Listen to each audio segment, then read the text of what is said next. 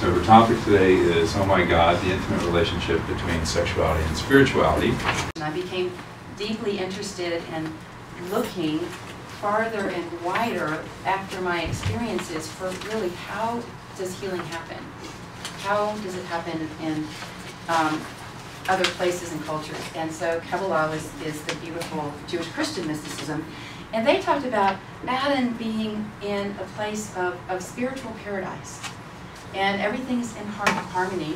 And in eating of the tree of knowledge of good and evil, which is necessary for our own individuation and development, in eating that, the tree of knowledge of good and evil brought them into duality. And so they went in the spirit and became denser. There's denser manifestations of the spirit into matter. So the fall was merely falling from spirit into matter.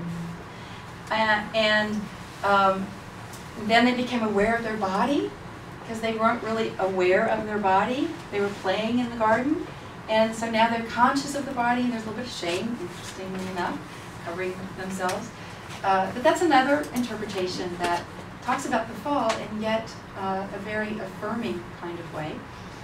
The Gnostics had another interpretation where they talked about there were two interpsychic principles inside Adam and Eve, just as we have a male and female. Adam and Eve are representing those kinds of energies, and so Adam represents the thinking, emotional part of the personality or ego.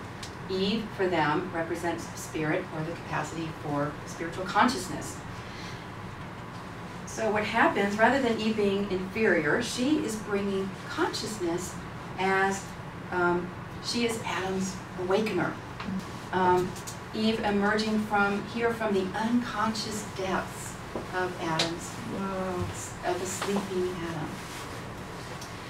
So here we have the fall represented as a state of fall from the dreaming innocence.